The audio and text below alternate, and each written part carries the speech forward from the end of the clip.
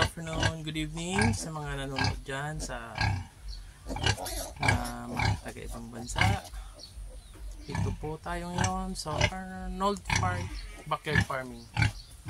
Ito na po yung dalawa kong biik. Ito yung mag-ina, isang lalaki, isang babae yung anak. Ipapakapon ko na po ito, bali mga 14 days na po sila bukas. Ano ba yun?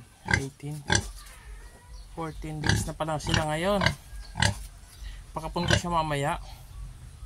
Bali sila po yung mag-iinang ginagawan ko ng bahay. Yan o, ang lulusog ng anak niya. Sayang, dalawa lang. Ang tataba. Papag ito yung nanay niya. Yan. Almost 80% na po gawa yung aking kulungan. Buntis. Ito na yung ginawa kong kulungan nilang mag-ina. Nalagyan ko na ng pinto. Ayan. Ayan na. Mayroon na silang kainan. Lilinisin. Dito yung tubig. Ayan. Ayan. Bali ito yung sa daanan. Ito tataasan ko pa po ito kasi medyo mababa eh. Ayan, mababa siya. Linagay ko lang naman ito, parang harang lang. Pero lalagyan ko pa siya ng mga isa pang hollow blocks or dalawa. O kahit isa na lang, isang hollow blocks pa para mataas. Pag may budget na po, dudugtungin ko na lang to ng alisin ko itong mga yero, kahoy. Gagawin ko ng hollow blocks po yan. Pansamantala walang budget, ganito lang muna po ang aking mga scrap na mga dingding. At least nakapalibot na sila ng abang sa semento. Ayan, nalagyan ko na rin siya ng buhangin. Ito. May buhangin na po yan. Ayan. Yan, yung galing sa dagat na buhangin. Kumuha ko. Yan, pinalibot ko dyan. Nalagay ko. Ito di ko na na-finish kasi wala na po akong pang-finish dito sa dingding. Ang semento. Kung may budget na lang. Ayan. So, ayan. Bali, ang lalim po nito, mababaw lang po ito, mga 13 inch. 13 inch lang po yata ang lalim nito. Dapat kung gagawa po kayo ng ganito, dapat at least 1 foot ang pinaka minimum. 1 feet, 1 meter. 1 foot. Yan, 1 meter ang lalim. Ito maliit lang po ito. Pero pwede po ditong inahin yung hybrid. Pwede rin ilagay dito kasi medyo malaki din to eh. Wala na siyang Bartolina. Bali, nilagyan ko nitong semento dito. Hindi siya nakapantay. Kasi just in case basa dito sa kainan niya, sa tubig niya, nilagyan ko siya ng butas doon palabas ng tubig.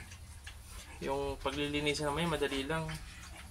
Tatanggalin lang yung tubig, lilinisin, itapon dito sa side. Diretso na po sa labas. Yan. Para dito, parang may gap siya dito. Para hindi na tumapon dito yung tubig. Just in case may tubig na matapon. Hindi na siya makadagdag ng kalat dito. Bali ang purpose ng naisip ko nito, ang purpose nitong buhangin, para hindi siya magputik sa ilalim at saka mag-a-absorb siya ng water. Kahit naman madungkal niya yung pinakailalim, wala nang problema kasi lupa naman yan. Nakapalibot naman hollow blocks. Yan. Ito mga yero lang ang ginamit natin. Ito. Lalagyan ko mamaya siya ng kwan.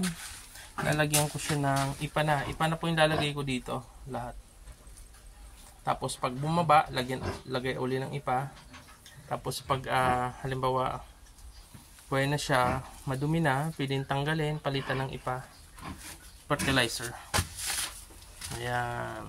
Inuman nila. Ito, simpleng gawa. Hindi ko masyadong na-finish. Hindi ko na-finish dito sa kabila. Wala ng budget sa paano. Ano po, low budget lang po tayo. Sige, pakita ko po next time na lalagyan na ilipat ko yung mga baboy. Pinatitigas ko pa po kasi yung semento para hindi siya masuwag or madungkal or yan muna po for now. Dugtungan ko po ng video pag nalagyan ko na po. Thank you so much and God bless. Mabuhay. Yan, dalawang native. Yung barako po. Ito yung nanganak na hindi pinasuso yung isa. Ito yung barako. Ito buntis. Ito pala buntis din to. Bali, buntis ito. Kung nabuntis pa ito, bali tatlo po yung mga anak ko by April or March. Yung nanay nila buntis din. So, kailangan kong gumawa na ng kulungan dun sa aking area sa kabila. Ito buntis din po ito. Yung nanay nila, ang laki na nito. Taba. Yung pinakananay nila. So, yan muna po. Thank you so much. God bless. Mabuhay.